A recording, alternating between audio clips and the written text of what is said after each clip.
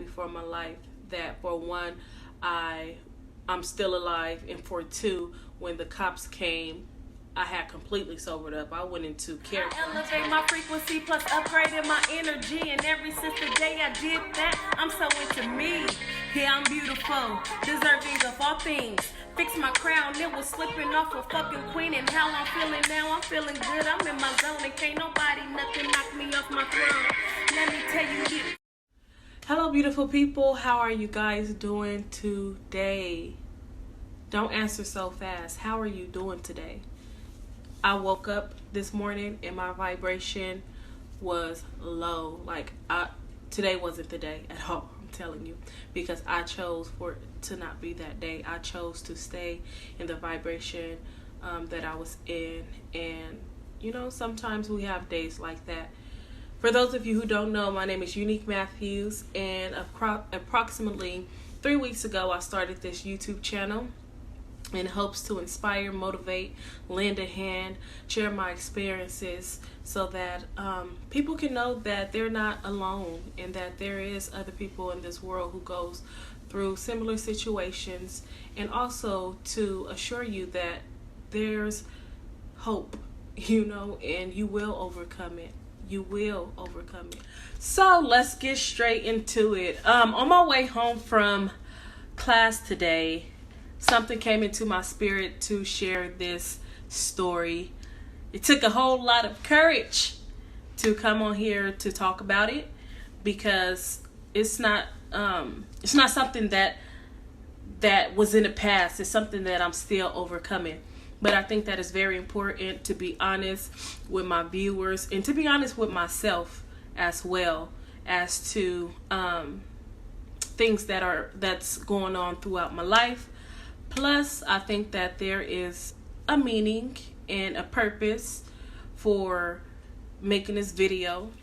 I don't know if you guys can relate or what, but I'm the type of person who go through things silently. Like if I'm going through something, I kind of just like go through it alone.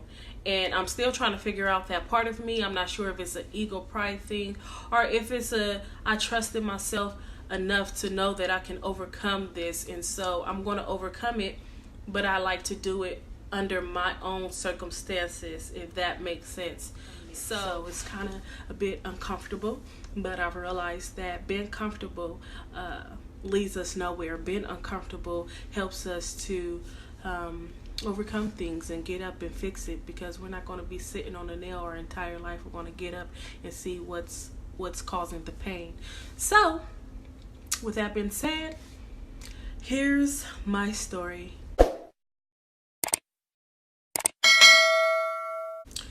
So about 4 years ago, I went through a very sad phase, very emotional phase in my life that lasts more than months. And because of that situation, I'm not going to get into depth as to what it was. I'll share another video. But because of that, I chose to drink. I chose to drink excessively. Not just on the weekend, not 2 to 3 times a week, but I chose to drink every day, all through the day, because it made me feel good. It made me be able to step out of reality for a moment, for the time being, to feel better. I drank alcohol before I went to work. I would have to work at 6 o'clock in the morning. Sometimes I was even late to work because I would go to the liquor store or 7-Eleven to get some type of alcohol beverage, and I guzzled it down before going to work. That's so embarrassing to say, but I guzzled it down. And after work I was at the liquor store, and I had enough to last me that day. I was back at the store the next morning. People was looking at me like I was crazy going in there at 6 o'clock in the morning. One person was like, "You about to drink that this morning?" I was like, no, I want to come and get it out the way so I don't have to come back to the store later on, you know, knowing damn well I was finna go to my car and pop the can open and boom, boom, boom, guzzle it down. The alcohol that I started off drinking was Four Locos. every kind of Four Loko.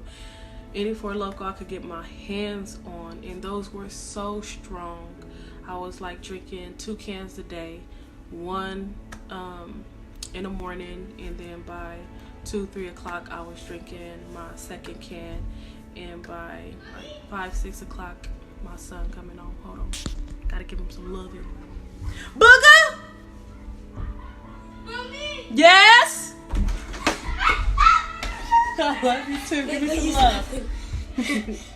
Say hi. Hi.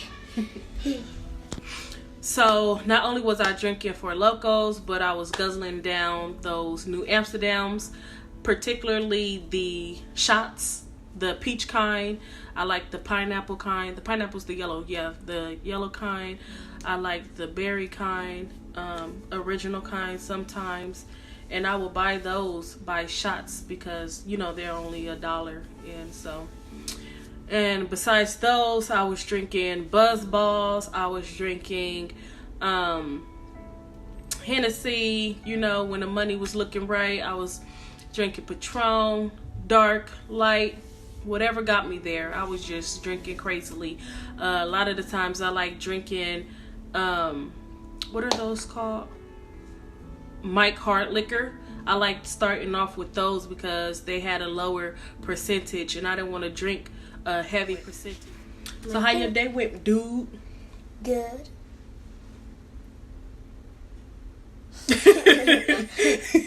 What was good about it? What made you smile? Computer love! Ooh, computer love!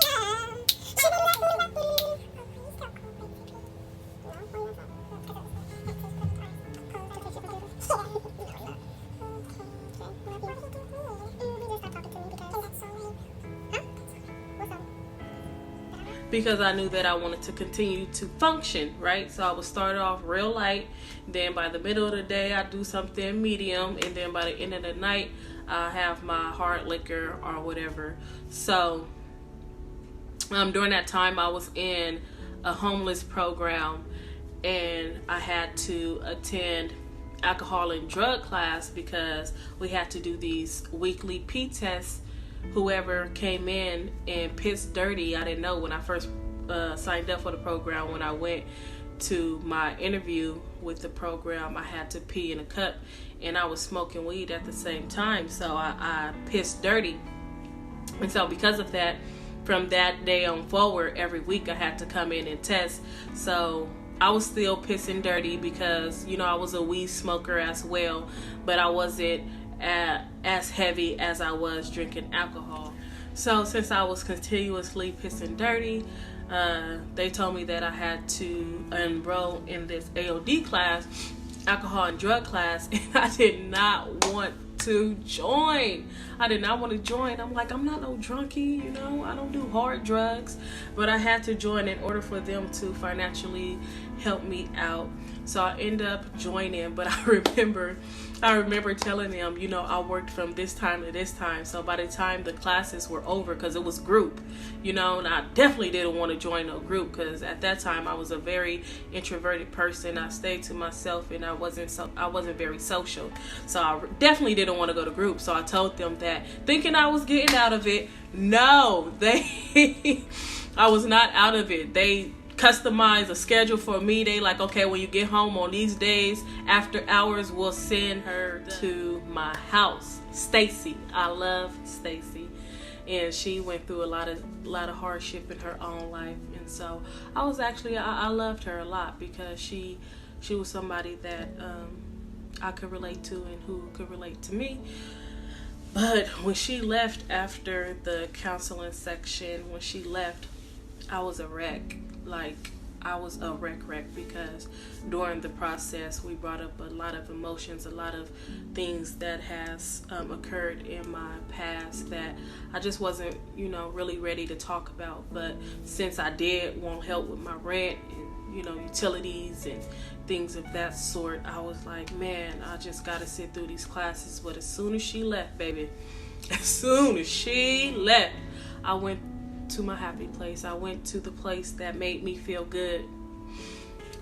Jay just climbed in my bed, but he got his earphones on, so he can't hear me.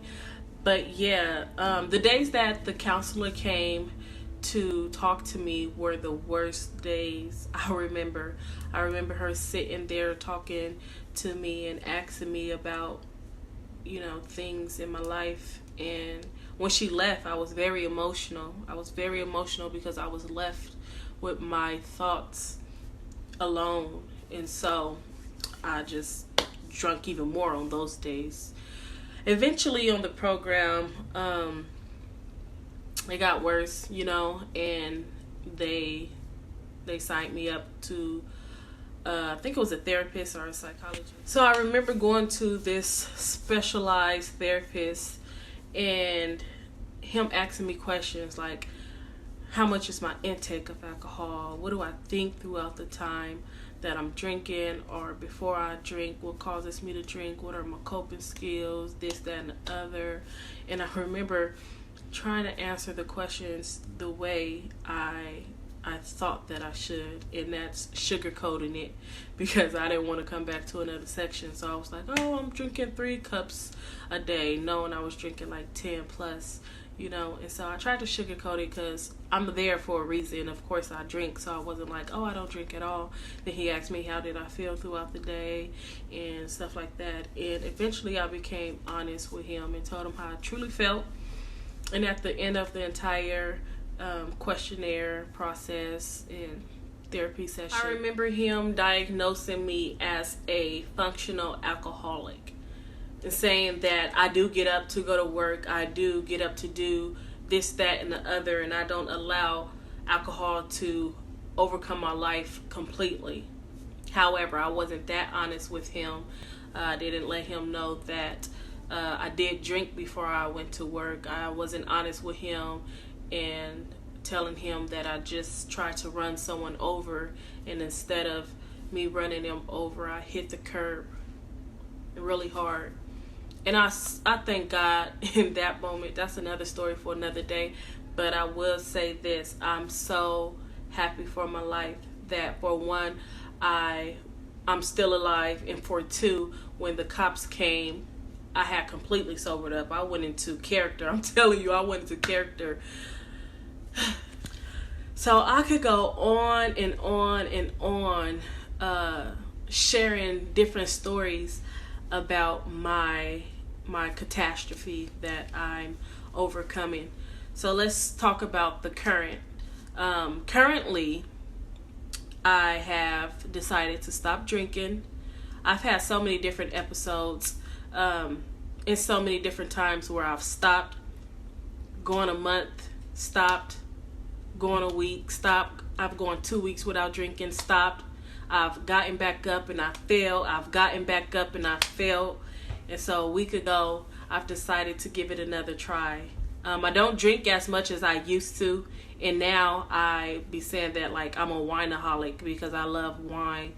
But I have to monkey that. I gotta separate from it because it's not something that's healthy for my body. I remember one day my stomach was hurting so bad.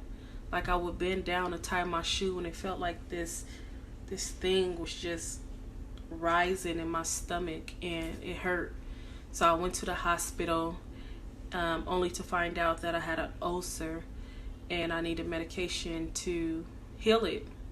Well, I chose not to take the medicine because he told me that I absolutely cannot drink with the medication. So I chose the alcohol over the medication. So yes, I'm on my journey to sobriety. Now I don't drink so much out of sadness. I drink out of boredom. I've drunk out of it being a habit because I've drunk for so long that it has become a habit of mine. I indicated it in my daily schedules, but I'm overcoming that, and I know that I'm capable of overcoming anything. And also, you guys, send me some encouraging words because like I said, today I woke up in low vibration and I wanted to sprint to the store up the street to get me something to help me to feel better a little bit. But just by walking helped me feel better. And I have other strategies and coping skills that I implement in my daily routines to help me not focus so much on alcohol. I love you guys so much, and I thank you for your support. If you can relate to this video, go ahead and give it a likes up, subscribe to my channel if you haven't yet, and leave it in a comment. Yes, I can relate. Let me know if you or someone in your family, your friend, someone you've known who overcame or who is overcoming alcoholism, sobriety. Let me know. All right, so thank you guys again. I wish you all the best of luck, happiness. I wish you guys peace, serenity, and anything else that the heart desire. And also keep in mind that whatever the heart desire, it will have. Thank you.